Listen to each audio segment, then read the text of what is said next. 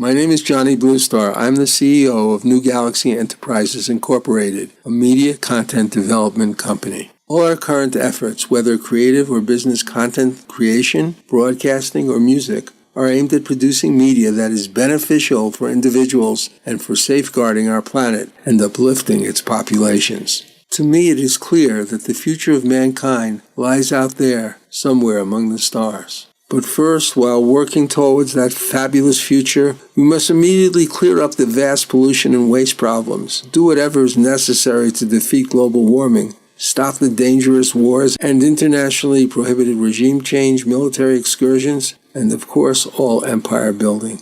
And above all, we must find a way to prevent nuclear war and the apocalypse of nuclear winter. We must save the homeworld. Then, clear of conscience, we can venture forward toward a destiny among the myriad worlds beyond our tiny solar system.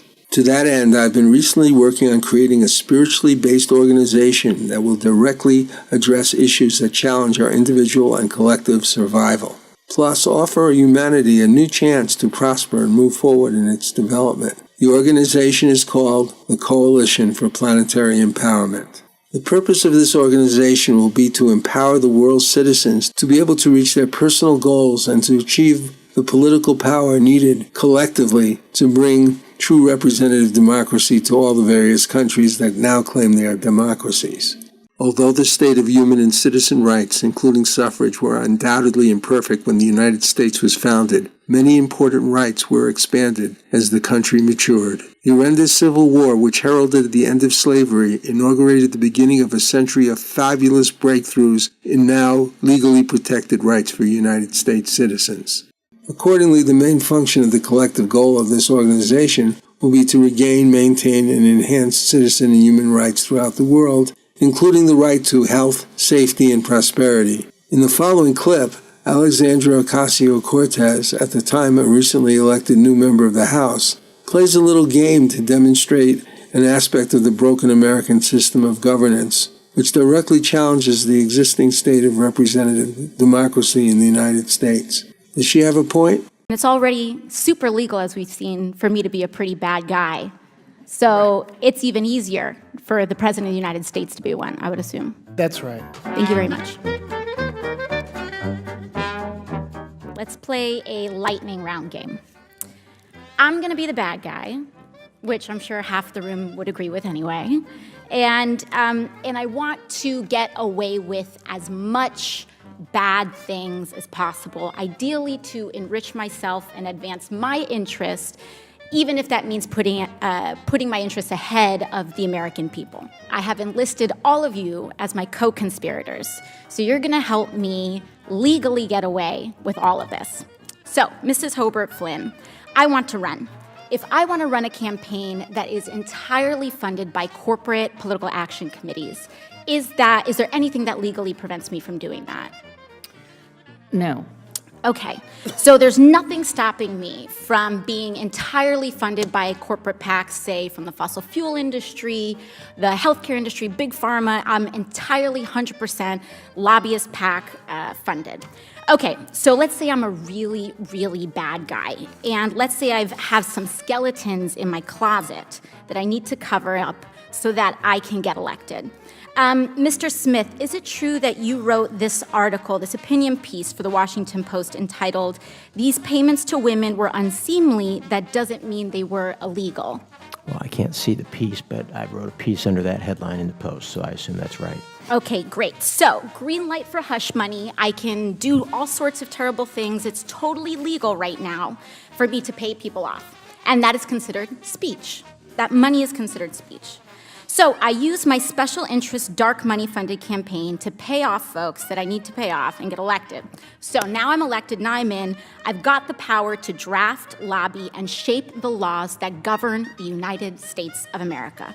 Fabulous. Now, is there any hard limit that I have? Perhaps Mrs. Hobart Flynn, is there any hard limit that I have in terms of what legislation I'm allowed to touch? Are there any limits on the laws that I can write or influence especially if I'm based on the special interest funds that I accepted to finance my campaign and get me elected in the first place. There's no limits. So there's none. So I can be totally funded by oil and gas. I can be totally funded by Big Pharma, come in, write Big Pharma laws, and there's no limits to that whatsoever. That's right.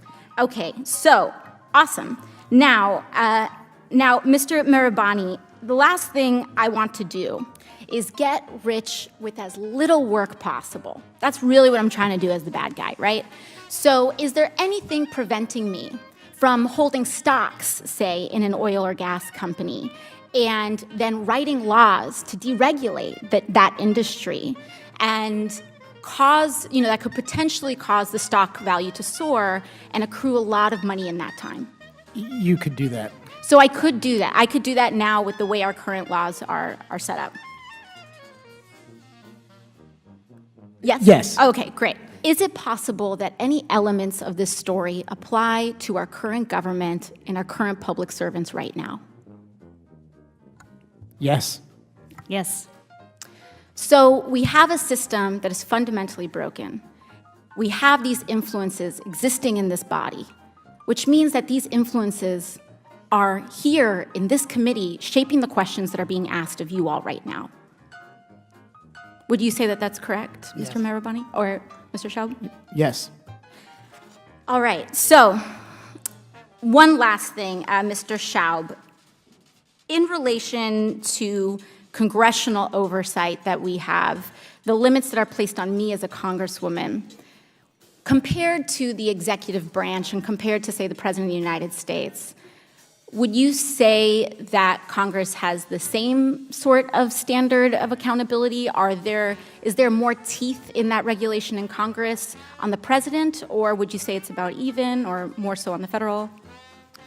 In terms of laws that apply to the president, yeah, there's just almost no laws at all that apply to the president. So I'm being held, and every person in this body is being held to a higher ethical standard than the President of the United States. That's right, because there are some ethics committee rules that apply to you. And it's already super legal, as we've seen, for me to be a pretty bad guy. So it's even easier for the President of the United States to be one, I would assume. That's right. Thank you. The goal is to make sure that government in these countries represent the needs of their populations, whose laws and regulations reflect the work of a truly informed and enlightened citizenry. Citizens of the world need to be protected from endless wars, the blight of poverty, freedom from starvation and disease, the dangers of climate control, and the threat, again, of nuclear extermination. There are problems common to every country in our homeworld. To accomplish our goal, we need funding. Although a website, a broadcast center, and an associated forum will be sufficient to provide the resources to our members to informatively assist with their individual spiritual and personal goals, the coalition will need a specially constructed social network infrastructure to enable their collective goals. With this network, members will also be provided with the resources to communicate with corporate business and mainstream media, which has provided an enhanced mechanism for government to challenge citizen and human rights in the so-called democratic nations of the world. The first social network will be constructed for citizens in the United States, and once perfected, will be passed over to citizens of other countries to customize them for their own needs.